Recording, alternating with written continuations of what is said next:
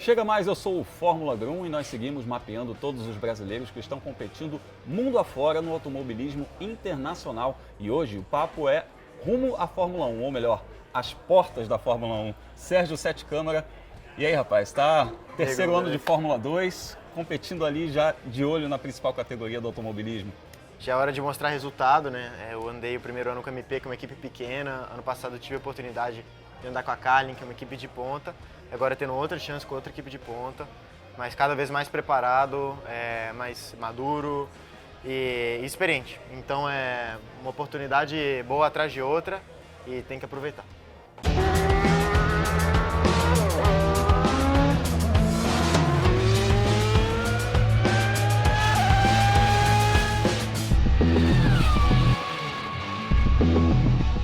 Aproveitar oportunidades. Isso aqui que o Serginho falou é uma chave aqui na Fórmula 2, porque a Fórmula 2, a divisão de acesso à Fórmula 1, é onde estão inclusive os pilotos das academias das equipes. E ano passado você estava na situação de franco atirador, você competia contra esses caras e hoje você é um deles porque você faz parte da academia da McLaren. Como é que é sentir o outro lado da moeda? Olha, muda várias coisas, mas no final das contas, muda no sentido de você ter mais acesso a uma ferramenta de altíssimo nível de simulação, né? Dentro das equipes de Fórmula 1, os simuladores são de outro nível. E faz diferença na pilotagem real? Faz, porque você tem mais horas numa ferramenta onde você pode realmente testar técnicas de guiada. E você pode confiar na física que aquele simulador reproduz, né? Então, você vai andar num simulador qualquer, você tenta uma nova técnica de freada ou entrar numa curva de uma forma mais agressiva ou menos, enfim. Você não pode confiar 100% no que o simulador tá te falando de volta, porque você não sabe qual que é o nível de precisão daquilo. Mas no simulador de Fórmula 1 você sabe que tem um estudo por trás daquilo, é outro nível, dá mais confiança, você também tem mais horas com engenheiros te explicando coisas, já te passando detalhes da Fórmula 1, que inclusive ajudam na hora de tomar decisões na Fórmula 2, algumas técnicas de regulagem e tal, coisa de temperatura de pneus, aerodinâmica, que é interessante levar para a Fórmula 2, apesar de que, né, na Fórmula 2 os engenheiros já têm um nível altíssimo, mas ainda assim, coisas que ajudam. Mas qualquer passo pequenininho já faz uma diferença enorme. Já faz uma diferença enorme. Aí, voltando à pergunta, né, como eu me sinto estando desse outro lado da moeda, eu me sinto tendo uma pequena vantagem, realmente, mas no final das contas todo mundo está sentado no mesmo carro, ali disputando o grid, você pode fazer parte do programa que for, no simulador que for, tem que mostrar resultado ali. Então é uma ajuda legal, você ganha exposição também com isso e tal, várias coisas, além da experiência simulador que eu falei e tal. Mas na pista tudo segue igual, então mudou algumas coisas, mas nem tudo. O mais importante continua igual e é assim que tem que ser, cada um por si ali na pista, acelerando.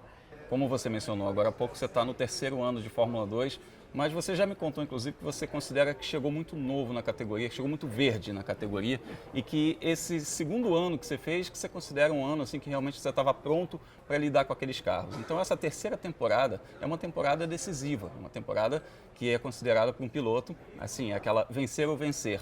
Mas como é que está na sua curva de aprendizado, como é que você considera tudo isso e essa mudança da Carlin para a equipe Dams, que ano passado o Sérgio competiu na Carlin, que é a equipe ao lado do Lando Norris, que fez o maior número de pontos na temporada, e esse ano mudou para a equipe Dams. Então fala um pouquinho dessa mudança de equipe, por que essa decisão e dessa curva de aprendizado também. Eu realmente falei que eu fui muito jovem para a Fórmula 2, mas eu acredito que assim, a nível pessoal, assim, o meu nível de pilotagem e tal, nesse sentido acho que a mudança foi certa. Inclusive porque a gente não tinha muitas opções na F3, sabe? Eu já tinha tido o meu segundo ano lá e a minha opção era ir para a GP3, só que a única equipe realmente competitiva no GP3 era a Arte. A gente não quis ir para lá e foi para a Fórmula 2 como equipe pequena, por isso que a gente também antecipou esse passo.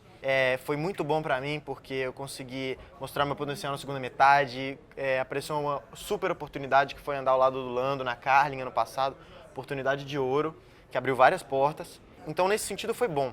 Mas eu senti que a gente pagou um preço por isso, sabe? Que no automobilismo, inevitavelmente, a sua carreira pode ir muito bem ou muito mal pela impressão das pessoas, principalmente as pessoas que tomam as decisões grandes. Não necessariamente em relação ao resultado. Não necessariamente, só a impressão que ela tem, a sensação.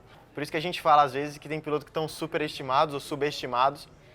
Depende da circunstância que você se colocou, você vai ter uma reputação maior ou melhor, mesmo tendo feito o mesmo trabalho. E aí foi o que eu sinto que aconteceu indo cedo para a Fórmula 2. Pô, quantos pilotos chegam na Fórmula 1 com menos de 20? Pouquíssimos chegaram, dá para contar nos dedos. Sim. Mas eu tô no terceiro ano de F2, então tá na hora de Então mostrar já resultado. existe uma cobrança pelo Existe uma resultado cobrança. de um piloto muito mais maduro do que você realmente Tá cheio de rookie chegando aí na Fórmula 2, a mesma idade minha. Pô, novato, não, tem um ano para aprender. Calma aí, mesma idade minha. Eu não tô nem aí se tô no meu terceiro ano. Eu que tive mérito de chegar cedo também apanhei por causa disso no começo. Enfim, o Hamilton chegou na Fórmula 1 com 22. Então, assim, acredito que valeu a pena um aprendizado, abriu portas, como eu falei. Eu andei muito bem com a Carlin ano passado. A Carlin é uma equipe sensacional. Eles realmente são, assim, racers. O Trevor é um cara sensacional. Mas com a saída do Lando, e eu visitei lá na Dance também, a gente viu o nível de profissionalismo, a gente sabe que as equipes desenvolvem muito esses carros de Fórmula 2 e também o pessoal da McLaren acabou apontando um pouco mais na direção da Dance. Então, esses um pouco dali, um pouco daqui, apontou mais na direção da Dance e a gente foi para lá. E parece que até agora foi uma decisão boa, porque logo na abertura do campeonato a gente já conseguiu 4 pódios. E os 2 carros andando super bem. E é isso, a mudança não teve um porquê na Carlin, foi um pouco dali, um pouco daqui. Também tive várias quebras, né? Acho que vale a pena lembrar que todo mundo tem os seus momentos de azar, mas eu, quem sabe, ano passado tive um pouco mais que a média e vários desses momentos de azar vieram por falhas mecânicas, né? E em situações que você estava brigando por pódio, né? Ou que você tinha chegado ao pódio e de repente faltou um pouco de combustível e aí você perdeu os pontos daquela corrida. Então não é querendo chorar de resultado. Mas a sua e tal. média Entendo realmente que foi muito boa. a média a constância foi boa, mas em várias etapas quebrou e tal. E acaba que se você quiser disputar um campeonato, se quiser estar lá na ponta, é importante o carro quebrar pouco e tal. E se for olhar o carro do Lando até quebrou pouco, mas o meu quebrou bastante e tal. Isso também influenciou na hora de tomar a decisão. A gente viu que os carros da Dance quebram pouco, que eles trocam muito todas as peças, sabe? E eu falei muita coisa também, tipo, dos 3 anos da Fórmula 2, de não necessariamente significar que é o último do último e tal, mas eu também vejo outro lado, né? Também calma aí. Uma hora você tem que ganhar, você tem que mostrar resultado, não é assim que eu tô querendo aliviar, mas é um ano importante, é um ano onde eu tenho que mostrar que eu sou, que eu evoluí, que eu tô evoluindo, que eu mostro resultados, que tento fazer pole position, mostrar maturidade, belas manobras de defesa, ultrapassagem, tentar ganhar corridas, pontuar muito e tentar ser campeão, porque isso ajudaria muito e me faria merecer realmente chegar eventualmente na Fórmula 1 ou em alguma outra categoria de alto nível no automobilismo, que é o meu sonho, né? Eu quero me profissionalizar numa categoria de alto nível, de preferência a Fórmula 1, esse seria meu grande sonho. E para chegar na Fórmula 1 precisa da tal da superlicença. No ano passado, Exatamente. 3 pilotos da Fórmula 2, primeiro, segundo e terceiro colocados, subiram para a Fórmula 1 em 2019, que foi o Alex Albon, terceiro colocado, que foi para a Toro Rosso, que corria na Dams, a equipe do Serginho, o Lando Norris, que corria na Carlin, como companheiro do Serginho, que subiu para a McLaren, e o campeão George Russell, que está na Williams. Ficar entre os 3 primeiros do campeonato já te garante a superlicença, mas não basta. A superlicença, ela te habilita a correr de Fórmula 1, mas precisa de algo mais para chegar lá. O que falta para ter um brasileiro na Fórmula 1 no ano que vem? É sempre difícil falar de outras gerações, mas até conversando com a Dams e tal, porque a gente acompanha, eles estão com o Albon, que está lá na Fórmula 1, que foi o ano passado, e com o Gasly também. Então sempre que tem a Fórmula 1, eles acompanham, ligam a televisão lá do lado e tal, e ficam comentando. E vários engenheiros que estão há 20, 30 anos no automobilismo falam, cara, eu nunca vi a Fórmula 1 tão competitiva, um grid tão completo. Pegou essa geração que, o Charles entrou há 2 anos e foi campeão da Fórmula 2, agora já está dando trabalho para o Vettel. E você botar um Albon num Ferrari da vida também vai voar, o Russell, idem, Norris, idem. Então, assim, é nível altíssimo, é difícil tirar um piloto do grid. Então, voltando, às vezes não basta ter a superlicença, tem que ter a superlicença e mostrar que você vale a pena, é merecedor de tirar um daqueles grandes pilotos que está ali no grid. Realmente, ano passado, quem sabe, a maior preocupação era ter a superlicença. Continua sendo, porque é necessário ter, mas de qualquer forma, se eu quiser ir para a Fórmula 1, eu preciso chegar entre os 3. Então não tem nem que pensar mais em superlicença, tem que pensar só em dar meu máximo, tentar ser campeão e se não chegar entre os 3, mas não pela superlicença, sim porque eu tenho que mostrar resultado, porque não é fácil tirar um dos pilotos do grid para repor. Aquilo que eu falei antes, né? Mostrar velocidade, maturidade, errar pouco, ganhar corridas, saber administrar pressão, saber acertar o carro, ter pessoas falando bem de você. da sua atitude, que você é profissional, que você sabe que você está pronto para a Fórmula 1. Isso é muito importante, além da superlicença. Você mencionou de pessoas falando bem de você. Você está convivendo no paddock ali próximo da Fórmula 1. Essa é a terceira temporada que você está próximo da Fórmula 1. Já deu para entender ali como é que as coisas funcionam dentro da categoria? O que precisa e o que não precisa para estar lá? Já, eu acho que o mais importante é agir naturalmente, fazer seu trabalho, ter o pé no chão e não inventar muita moda, porque no final das contas, se fizer o seu trabalho bem feito, tratar os outros bem, não ser impaciente, sabe? Tudo que uma pessoa tem que ser assim, naturalmente, você acaba sendo bem falado ali no paddock.